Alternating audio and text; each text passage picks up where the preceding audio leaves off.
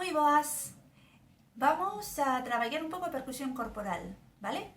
Así que vamos a facer con movimentos de 3, de 5 e de 7 golpes, vale? Explico. O de 3. 1, 2, 3. ¿Sí? Facemos varios. 1, 2, 3. 1, 2, 3. 1, 2, 3. 1, 2, 3. Mirade como soa. ¿Vale? Vamos a facer agora de 5, ¿sí? Sumamos estos 3 e 2 máis que van a ser nas pernas. 1, 2, 3, 4, 5. 1, 2, 3, 4, 5. 1, 2, 3, 4, 5. 1, 2, 3, 4, 5.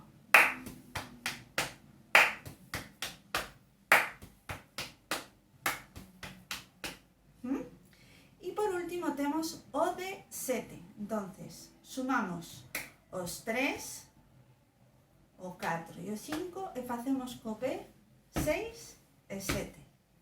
1, 2, 3, 4, 5, 6, 7. 1, 2, 3, 4, 5, 6, 7. 1, 2, 3, 4, 5, 6, 7.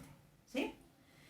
Esto podríamos facer infinitos exercicios. Podemos decir, vamos a facer 3 de 3, 1 de 5 e 1 de 7. Vale, 3 de 3. 2, 3. 1 de 5. 1 de 7. ¿Sí? Podemos poñelos aleatorios. 1 de 7, 1 de 3, 1 de 7, 1 de 3 y 1 de 5.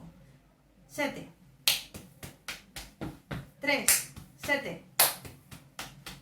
3. 1 de 5. Y así sucesivamente. Con isto podemos cantar por derriba a nosa canción.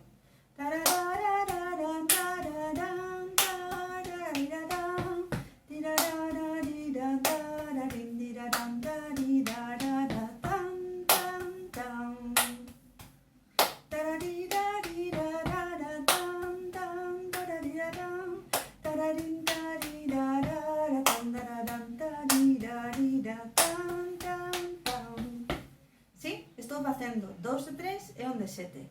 1, 2, 3, 1, 2, 3. 1, 2, 3, 4, 5, 6, 7. 1, 2, 3, 1, 2, 3. 1, 2, 3, 4, 5, 6, 7. ¿Vale? Muy fácil, es divertido. Chao, pequeños.